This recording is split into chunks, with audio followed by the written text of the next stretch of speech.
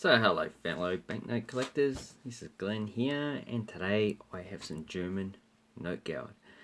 Now the first thing you'd see about these banknotes is that they're quite colourful, and these were not only issued in Germany, so these are mainly German ones, but they're also issued to a lesser extent in Austria and France. And they were issued because of the scarcity of small denomination coins.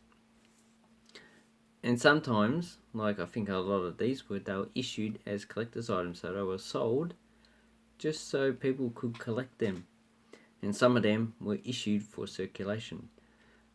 And various cities around Germany issued them, but also there were the German railway company. Is it not the Bundesbahn, Reichsbahn, I think it was called back then, or maybe it was called something else. And also companies as well as provincial governments, so high and city level, issue these banknotes. So this one has a castle. This is from Wernigerode, and they were called Geldschein der Stadt Wernigerode. Now, if you speak German, and I know there are Germans actually watch my channel, I'm sorry for butchering German, but I'm an Australian English speaker, so that's to be expected. And when you speak the English, you will speak it like this and have a very strong German accent. Yeah. All the Germans I've met have had some type of German accent, but accent's not important. Look at this side. It has some witches going up to a castle. It looks like the castle. Is that a tree or is it a castle on fire? Then you have a bat. So this might have some resemblance to Halloween or something like that, because I know that in Europe, in some places, they celebrate a Halloween type festival. But if you know what it is, I'd actually like to know. Actually, come and look at it. Germans don't celebrate Halloween, so it must be some other festival that I'm not familiar with. Oh, it could be like a mythological story. Okay, next one we have is Rote Hude. So these are serial numbers. Now I know virtually nothing about note geld, which is a bit sad. There's actually no real good website on note geld, so maybe if someone could start that would be great. So here we have some weapons, spears, looks like type of axe, ball and chain, and has information in German. My German is pretty poor. And here we have a building, not bad, 1921. This is 25 pfennigs. So these are mainly issued in pfennigs, sometimes they're issued in marks. Another one, Ritterhude, note geld.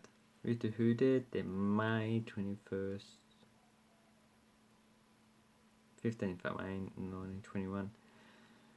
Okay, to looks like African people, Ludwig Jan. Now I know the J is pronounced as Y in German. F is V. And here it looks like it says IFT, IFT, but that's actually an S, so it's IST S. IST is just the equivalent of IT. So that's nice. Gewerbeweise Stiftung New York. Turnhall, so it's probably the town hall of the town. There's a flag of it.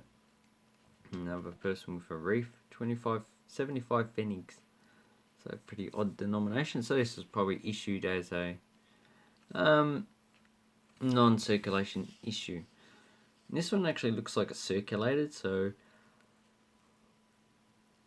it was issued by Göttingen. It has the German flag at the time, which is Upper Volta in Africa actually adopted this flag after it gained independence, and now that country's Burkina Faso. So generally nationalists use that flag, but I see nothing wrong with it. And here it has some towns that are actually around near near it. Norfheim, Dudov Svast, I can't read that. Einbech, Uster. And this is a 50 Pfennig, so it's more likely to be circulated. Here's the serial number. And this has a more like a Halloween type thing as well. And so I really should look that up. Here's another one that probably circulated.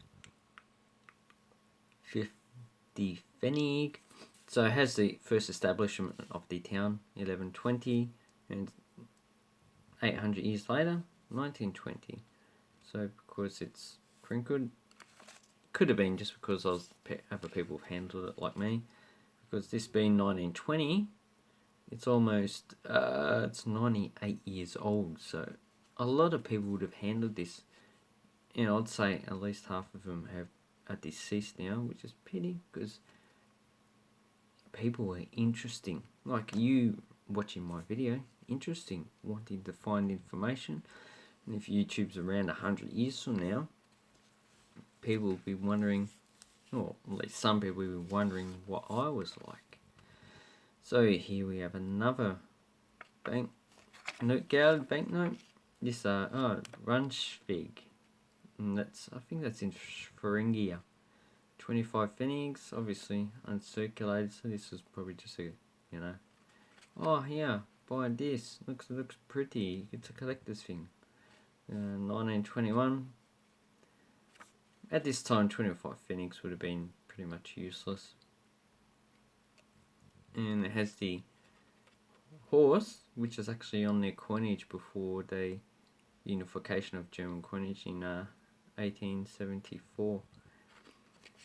And on this side, looks like we have a church and a lion monument at the front.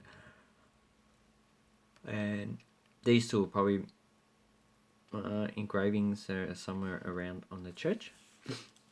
Ooh, and this is actually one of the first note guilds I got. This is Liechtenstein. Not the actual country, just the town. And it has industry down below, 50 Pfennigs, obviously just a collector's item. Have a look, there's a current theme going of Halloween type features.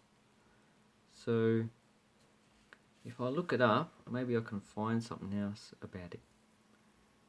So these are the note guilds of Germany. They were not legal tender all over Germany. They would have been legal tender just in the areas that the issuer had legal power. So this is Lobida, various towns, and that was a series of 25 and 50 Pfennigs that were issued. This one has a Halloween theme. So anyway, I'd like to say thank you very much for watching my video. Have an awesome banknote collecting time, people, because these note guilds are quite an interesting thing to collect. So if you collect note guilds, I'd like to know down below what you think of these banknotes, and in general, what is your favourite note guild banknote. And also, please give this video a thumbs up and subscribe to my channel. Have an awesome coin collecting time, people. Bye bye.